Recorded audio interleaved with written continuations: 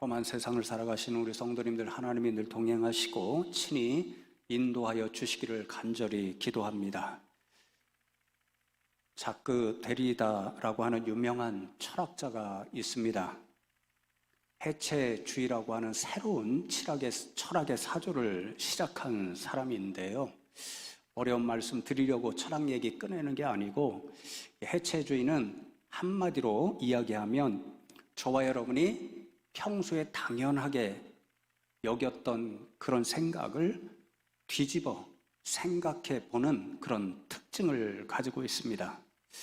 이런 생각을 하는 데리다가 남긴 유명한 말 가운데 눈의 본질은 보는 것이 아니다, 눈물을 흘리는 것이다 라는 말이 있습니다. 우리는 일상적으로 눈의 본질은 1차적으로 보는 것에 있고 눈물을 흘리는 것은 눈의 부가적 기능이라 이렇게 생각하는데, 데리다는 우리가 일상적으로 생각하는 이 생각을 뒤집어 말하고 있습니다. 이런 뒤집어 생각하는 일을 통해서 데리다는 눈의 본질적인 기능이 지금 고통으로 눈물을 흘리고 있는 사람과 함께 울어주는 데 있다, 그런 교훈을 들려줍니다. 오늘 우리가 함께 나누는 성경 말씀, 창세기 16장의 말씀은 전체가 아브람과 사라 그리고 여종인 하갈 사이에 벌어진 사건을 들려줍니다. 이 말씀을 묵상하면서 눈의 본질이 보는 것이 아니라 눈물에 있다, 그렇게 이야기한 데리다의 생각으로 읽어야 하나님께서 오늘 말씀을 통해서 저와 여러분에게 주시는 그 교훈을 조금 더 바르게 알 수 있지 않을까, 그렇게 묵상하게 되었습니다. 왜냐하면요, 우리가 오늘 말씀을 읽을 때 너무도 당연하게 평양되게 읽습니다. 왜냐하면 오늘 말씀을 읽을 때 우리는 항상 영적으로 믿음의 조상이요 약속의 조상인 아브람과 사라, 그들을 중심으로 읽기 때문에 그렇습니다. 그래서 오늘 말씀의 교훈을 이렇게 우리가 새기지요. 하나님께서 아브람과 사라, 아직 자녀가 없지만 자녀의 축복을 주시겠다라고 약속해 주셨습니다. 그런데 시간이 한참 지나도 그 약속이 성취되지를 않습니다. 그래서 조급해진 1차적으로는 사라, 그리고 그의 동조에서 아브라함도 하나님의 약속을 끝까지 붙잡고 신뢰하지 못하고 인간적인 방법으로 자손을 보려고 해서 불행한 역사가 시작되고 있습니다. 그러니 본문의 교훈은 아브라함과 사라처럼 하나님의 약속을 신뢰하지 못하는 사람이 되지 말고 굳건히 믿고 인내하고 끝까지 기다려야 한다, 그런 교훈을 들려준다라고 우리는 새깁니다. 저도 수없이 그렇게 새기고 본문 말씀을 묵상하고 읽었습니다. 그래서 어떻게 생각했냐면요, 오늘날 팔레스타인 지역을 보면 복잡하잖아요. 매일같이 이스라엘 사람들과 팔레스타인 사람들이 갈등하고 심지어는 끊임없이 전쟁을 벌이는 모습을 보게 됩니다. 그런 모습을 보면서 아브라함이 오늘 말씀의 이 장면에서 실수하지 않았다면, 사라의 제안에 동의하지 않고 아니야, 하나님이 분명히 우리에게 후손을 주신다고 약속했으니 우리는 그 약속을 믿고 끝까지 기다려야 돼, 이렇게 했다면 오늘까지 이어지는 이삭의 후손과 이스마엘의 후손, 이스라엘과 팔레스타인 사람들의 이런 불행한 일이 없지 않았을까, 가끔 그렇게 생각합니다. 그런데 오늘 말씀을 이렇게 아브람과 사라 중심으로 읽다 보면 한 사람이 완전히 배제됩니다.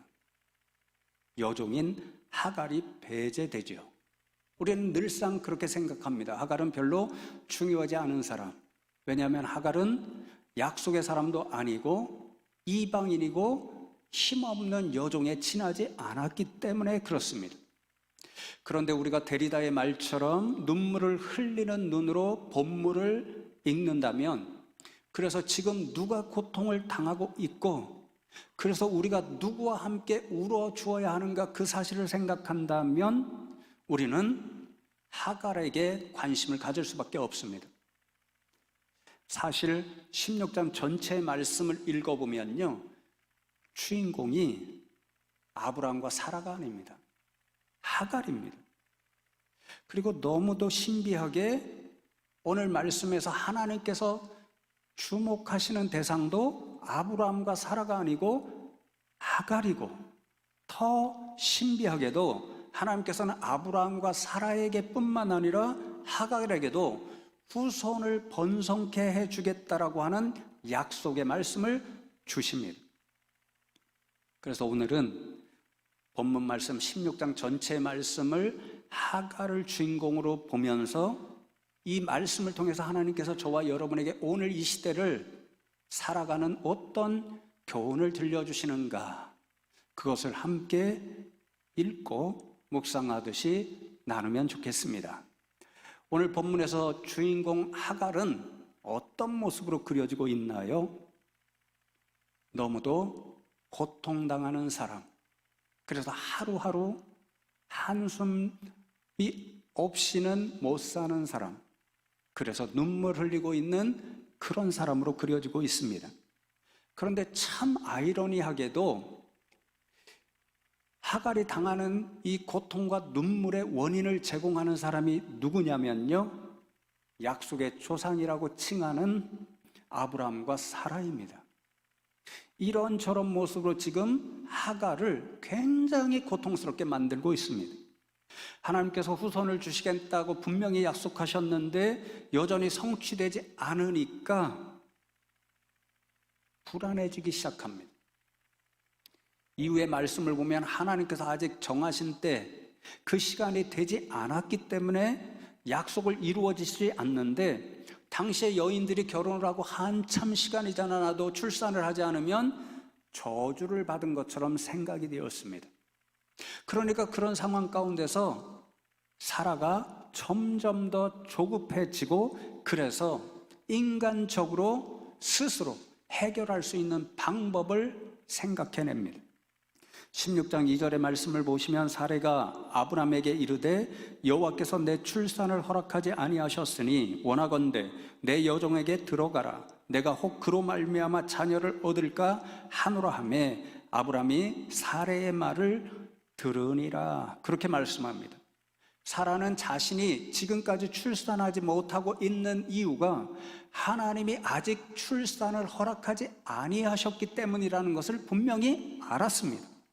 그럼에도 자신과 같은 여인은 세상 사람들이 저주받은 자로 여길 것이라는 그 생각, 그래서 마음이 너무 또 조급해져서 인간적인 방법으로 자녀를 얻고자 합니다.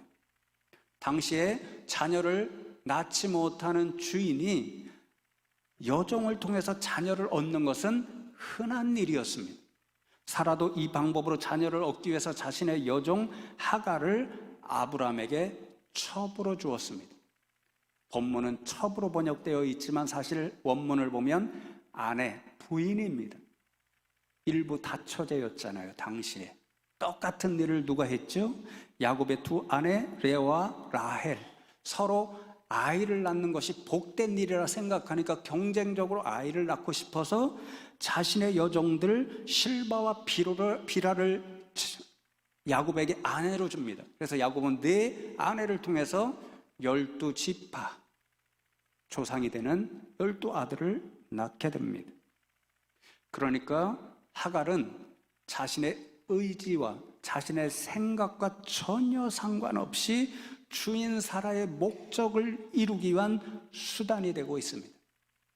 죄송한 표현이지만 우리 이조 시대 때에 시바지 같은 문화가 있잖아요. 유사한 사람, 사라가 자녀를 얻기 위한 수단, 도구가 되고 있습니다. 사람이 아니라 도구가 되어버렸습니다. 고통스러운 일이죠. 아브라함이 사라의 말대로 아주 수동적인 사람이 되어서 따릅니다. 그래서 하갈이 아이를 잉태하게 되죠. 아마 잉태한 순간 사라는 생각했을 것입니다. 드디어 나의 한이 풀리는구나. 내가 정말 똑똑한 방법을 생각했구나.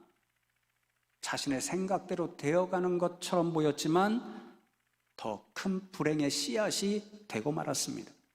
임신을 한 하갈이 4절 말씀을 보면 주인인 사라를 멸시했다, 그렇게 기록되어 있습니다. 사실 이 멸시했다는 말씀 히브리어 원어를 찾아보면 칼날이라는 말인데요, 원어보다 너무 부정적으로 번역을 해서 우리에게 늘 어떤 생각을 갖게 하냐면요, 여종 주제에 하갈이 참 나쁜 여자네, 이렇게 생각하도록 번역을 했습니다. 근데 원문을 보면 주어가 하갈이 아니라 사라입니다. 그래서 그 의미를 조금 더 살리면 하갈의 여주인 사라가 하갈의 눈에 좀 가볍게 보였다. 조금 더 부정적으로 해석하면 하찮아 보였다.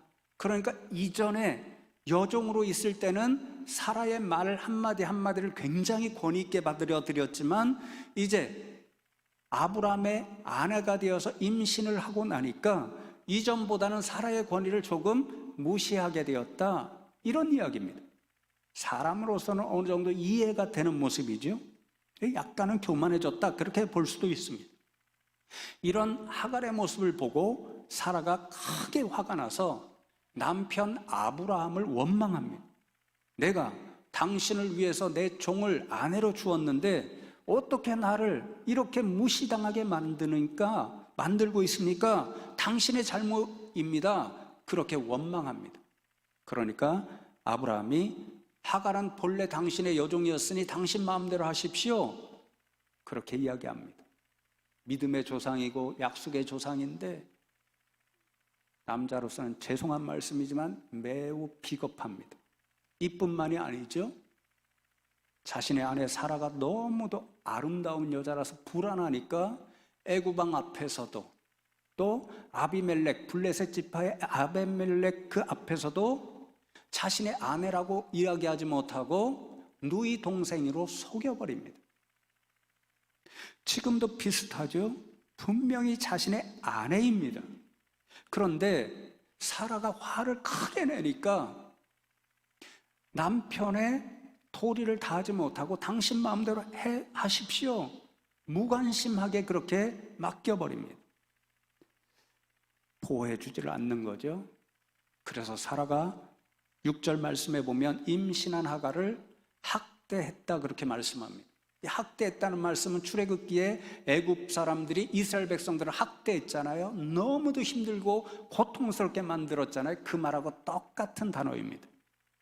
너무 사라가 하갈을 심하게 박해해서 힘들고 고통스럽게 만들었다는 말씀입니다. 하갈은 그래서 하루하루 견디기 힘든 고통 가운데 살아가고 매일같이 눈물로 삽니다. 견디다 못해서 사라로부터 도망쳐 버립니다. 여기에서 우리가 한 가지 생각해 보고 넘어가기를 원하는 그런 교훈이 있는데요. 자, 보십시오. 하나님이 약속을 주셨습니다.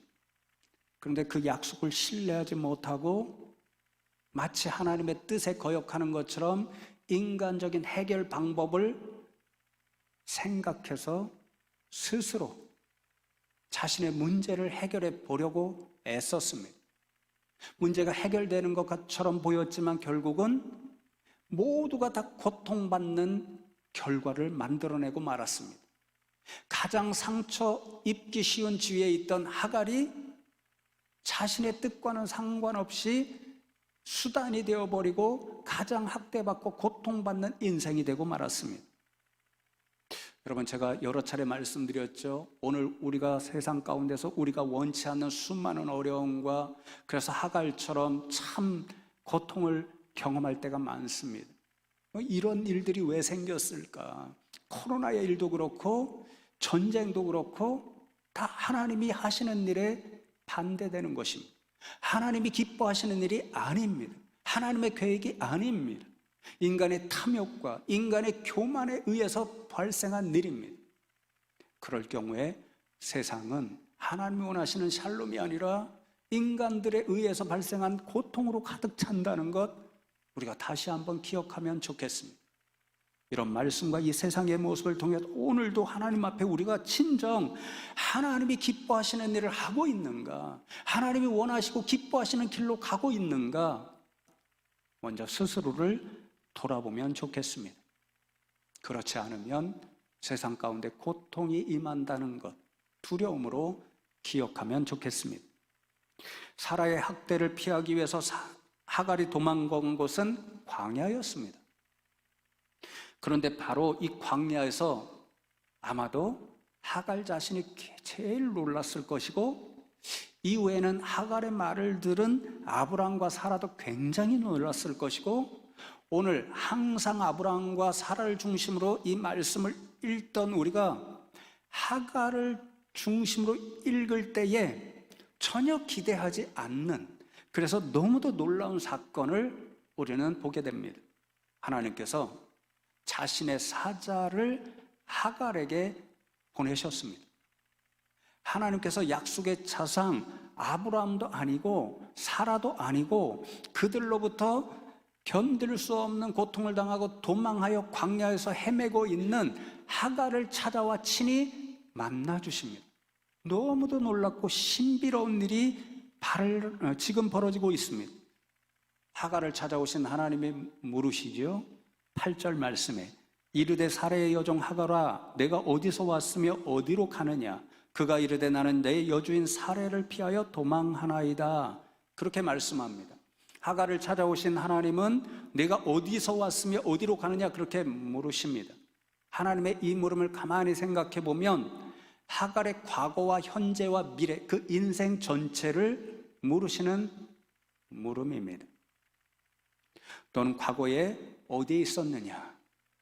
그리고 지금 현재 왜 광야에 있느냐? 그리고 앞으로 미래에 너는 어디로 가려고 하느냐? 그 전체를 묻는 물음이었습니다.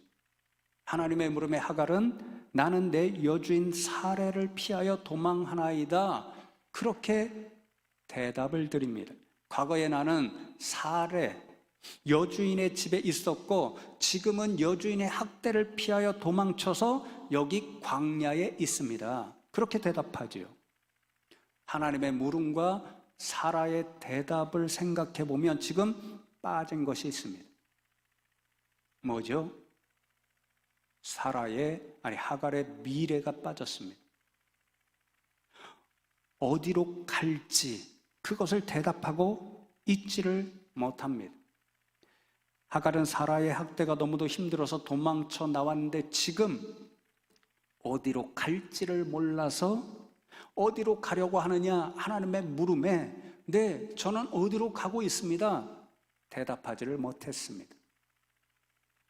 광야는 그래서 지금 하갈이 고통을 피하기 위한 엑소더스, 도망치기 위해서 왔는데 앞으로 어디로 가야 할지 모르고 방황하고 헤매는 그런 모습을 은유적으로 보여주고 있는 거죠. 하갈은 앞으로 어디로 가야 할까요? 하갈 자신은 그것을 모릅니다. 그런데 하나님께서 앞으로 하갈이 어디로 가야 할지를 알려주십니다. 하갈은 자신의 미래가 어떻게 될지, 어디로 가서 무슨 일을 하면서 채워나가며 살아야 할지 전혀 모르는데 하나님께서 하갈의 미래의 모든 삶의 모습을 지금 채워주기 시작하십니다. 9절 말씀을 보시면 여호와의 사자가 그에게 이르되 내 여주인에게로 돌아가서 그 수하에 복종하라. 그렇게 말씀합니다.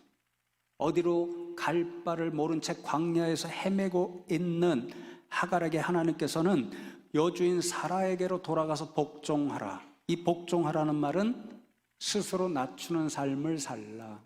임신해서 잠시 잠깐 우쭐해서 여주인의 권위를 전부 다 인정하지 않고 살았는데 그 권위를 다시 인정하면서 살라. 그런 말씀입니다. 그런데 참 이해가 되지 않습니다.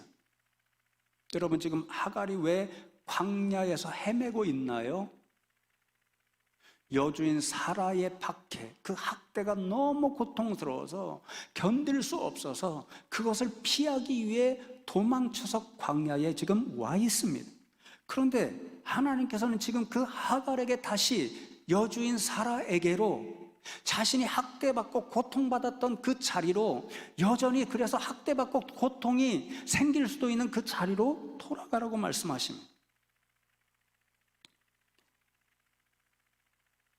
이어지는 말씀을 보면요, 하나님께서 아브람과 사라를 바꿔주신 것도 아닙니다. 21장 말씀에 보면 등장인물들이 새롭게 추가되지만 오늘 16장의 말씀과 거의 동일한 세팅, 동일한 결과를 보여주는 말씀이 기록되어 있습니다. 이스마엘과 이삭이 태어나죠. 이스마엘은 15살쯤 되고 이제 이삭은 아장아장 걷기 시작할 때쯤에 사라가 보니까 이스마엘이 이삭을 업신여깁니다. 조롱합니다. 화가 크게 나서 다시 하갈과 이스마엘을 학대하고 내어쫓습니다. 그 하갈과 이스마엘을 다시 한번 하나님이 찾아오시죠. 학대의 상황은 하나도 바뀌지 않고 있는데 하나님께서 그 자리로 돌아가라고 말씀하십니다. 도대체 왜 하나님은 돌아가라고 말씀하실까요? 이유를 알 수 없습니다. 제가 수십 편의 논문과 주석을 살펴보았는데 책에 흡족한 대답을 주는 그런 연구가 하나도 없었습니다. 그래서 결론은 하나님께 가서 여쭤봐야 되겠다, 그렇게 생각했습니다. 그런데 우리가 볼 수 있는 아주 중요한 한 가지 사실은 하갈이 하나님의 말씀에 순종해서 자신이 도망치고 싶었던 그 자리 사라에게로 돌아가서 하나님 말씀하신 대로 15년 후에 비슷한 경험을 하는 그때까지 사라에게 복종하며 살았다는 사실입니다. 하갈은 어떻게 너무도 고통스러워서 도망치고 싶어서 도망쳤던 그 자리로 하나님의 말씀에 순종하여 돌아가서 15년을 더 함께 살아갈 수 있었을까요? 하나님을 만난 하갈에게 놀라운 변화가 있었기 때문입니다. 아브람과 사라가 아니라 그들의 여종이었던, 그래서 고통받고 눈물을 흘리고 있었던 하갈에게 하나님이 찾아오셔서 그 결과 놀라운 변화가 나타나기 때문에 가능한 일이었습니다.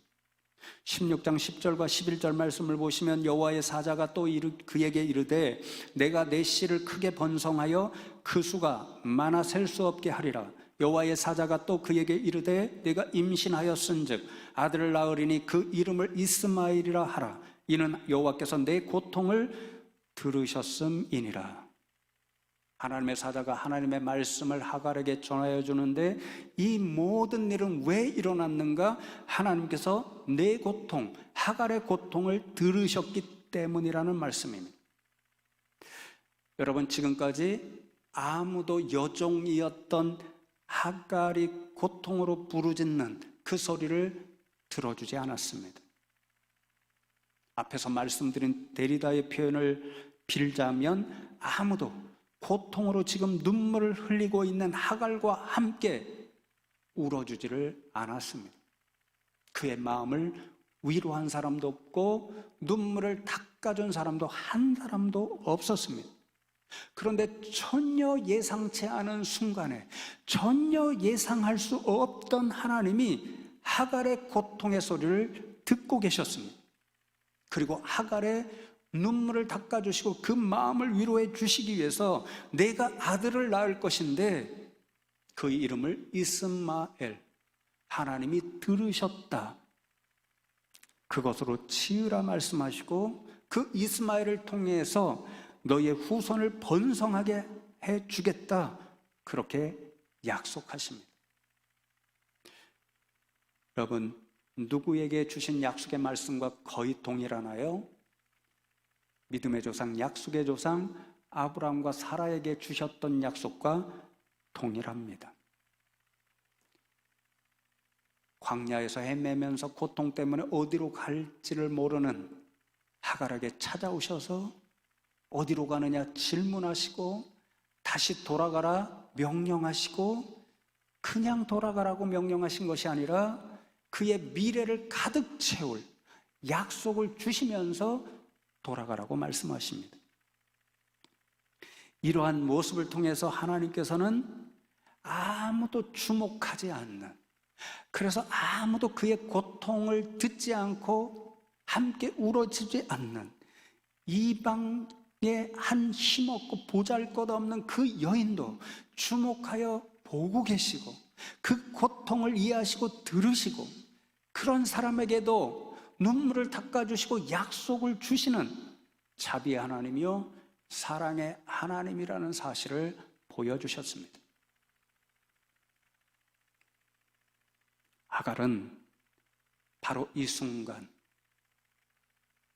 고통 때문에 도망쳐 나왔지만 어디로 갈지를 모르는 이 상황에서 이 하나님을 만난 후에 이제까지는 알지 못하던 하나님이 어떤 분인가를 알고 새로운 영적인 사람으로 무장하게 됩니다.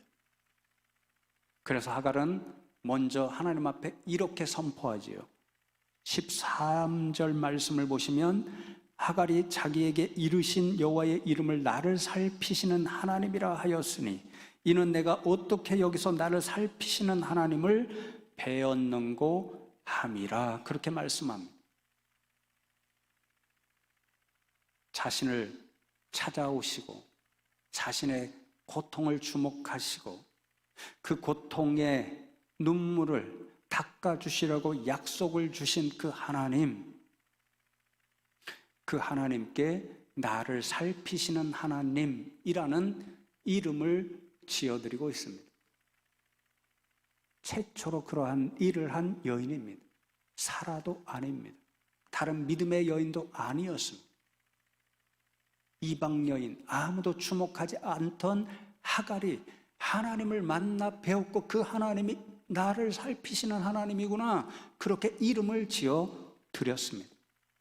살피신다는 이 말의 뜻은 관심을 가지시고 주목하여 바라본다, 그래서 지켜준다, 이런 뜻입니다.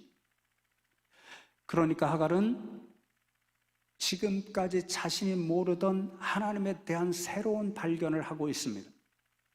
분명 하갈도 아브라함과 사라를 통해서 하나님이 계시다는 사실, 그것을 듣고 알았을 것입니다. 그런데 지금까지 하갈은 그 하나님이 자신과는 상관없는 하나님으로 알고 살았습니다. 하나님은 자신과 같은 사람을 주목하지 않고 자신이 선택하신 아브라함과 사라 같은 믿음의 사람, 이스라엘 사람만 주목하고 바라보시는 줄로 알았습니다. 자신과 같이 이방인이자 여종으로 보잘것없고 학대받고 고통받는 그런 사람에게는 관심조차 보여주시지 않는 분으로 알았습니다. 그런데 자신을 찾아오시고 묻고 명령하시고 약속으로 자신의 미래를 채워주신 그 하나님을 만나는 순간에 하나님이 결단코 그런 분이 아니라는 것을 발견했습니다. 하나님은 아브라함과 사라만의 하나님이 아니고 자신과 같이 보잘것없는 인생의 하나님도 되시고 자신과 같은 인생도 돌아보시고 고통을 들으시고 눈물을 닦아주시고 미래를 약속으로 가득 채워주시는 하나님이기도 하다는 사실을 그녀는 깨달아 알았습니다. 그 하나님은 자신이 깨닫지 못하는 어제도, 그리고 지금 이 순간도, 그리고 앞으로도 약속을 채워주시는 그 미래의 시간까지 항상 자신과 함께 하시며 자신을 돌아보시고 살피시는 하나님이라는 사실을 그녀는 깨달은 거죠. 하갈은 이 믿음, 자신을 살피시는 하나님께서 항상 함께 하실 것이라는 이 믿음으로 사라에게 돌아갔고, 14절 말씀을 보면 이 믿음을 부엘라 헤로의 영성, 나를 살피시는 살아계신 하나님의 우물, 자신을 찾아오셔서 모든 삶을 약속으로 가득 채워주시는 그 하나님의 이름을 따서 우물에 이름을 붙였고, 바로 그 부엘라 헤로의 영성을 가지고 사라와 더불어 사는 그런 여인으로 살아갈 수가 있었던 거죠. 사랑하는 성도 여러분, 오늘 이 말씀을 묵상하듯이 준비하면서 우리의 오늘 이 시대를 살아가는 모습이 하갈과 비슷하지 않나, 여러 번 그런 생각을 했습니다. 이런저런 모양의 사회적, 경제적, 정치적, 세계적 어려움 때문에 성도님들이 참 힘든 고통스러운 현장을 살아갑니다. 고통으로부터 당장 엑소더스, 하갈처럼 탈출하고 벗어나고 싶어 정말 고뇌해보지만 마땅히 어디로 가야 이 고통의 일들이 끝날 것인가 알 수 없는 시대 가운데 살아갑니다. 이런 상황 가운데 우리를 때때로 더 힘들게 만드는 것은 하갈이 깨닫지 못했던 순간에 느꼈던 것처럼 이 순간에 하나님은 어디에 계시는가? 이 순간에 진짜 하나님은 나와 함께 하고 계시나? 내가 이렇게 힘든 것을 하나님은 알고 계시나? 그런 생각이 들 때입니다. 저도 때때로 그런 생각이 들 때가 있습니다. 너무도 힘들 때 하나님은 도대체 지금 어디에 계시나요? 제가 이렇게 힘들어하고 있는데 저를 돌아보고 계시나요? 그렇게 기도할 때도 있습니다. 이런 상황을 우리는 어떻게 이기며 살아갈 수 있을까요? 하나님께서 하갈에게 깨닫게 하셨던 그 믿음, 우리도 깨달아야 합니다. 하갈을 늘 돌아보고 있으셨던 하나님, 그 하나님께서 오늘도 내일도 언제나 우리와 함께 하시며 우리를 살피시고 있다고 하는 이 부엘라 헤로이의 영성, 믿음을 회복해야 합니다. 그 하나님께서 우리가 지금 어떤 고통스러운 상황에 있든지, 그래서 때로는 하갈처럼 아무도 돌아보지 않는 것과 같은 그러한 버려진 사람으로 홀로 세상에 있는 것처럼 느끼는 그 순간에도 우리 하나님께서는 우리를 항상 살펴주셨고 지금도 살피고 계시고 앞으로 살피실 것이라는 이런 믿음을 회복해서 하갈처럼 다시 비록 때로는 힘들고 고통스럽고 우리를 주저앉게 만들지라도 삶의 자리로 돌아가야 합니다. 그 삶의 자리에서 우리를 살피시는 그 하나님 붙잡고 오늘도 최선을 다해 주어진 사명 감당하고 비록 어렵고 힘들지만 한 시간 한 시간 인내하고 견뎌낼 수 있어야 합니다. 비록 지금은 너무도 고통스럽고 깜깜하고 하갈처럼 그래서 광야를 헤매며 어디로 갈지를 모르고 무엇을 해야 할 바를 모른다고 할지라도 그렇게 믿음을 가지고 견디고 인내하다 보면 오늘도 우리를 살피시는 하나님께서 분명히 우리 성도님들을 선한 길로 인도하여 주실 줄로 믿습니다. 이 부엘라 헤로이 믿음, 영성으로 오늘도 성도 여러분들을 기다리는 삶의 자리로 힘과 용기를 내서 여러분을 살피시는 하나님과 함께 나아가시는 그런 분들 다 되시기를 주님의 이름으로 축복합니다.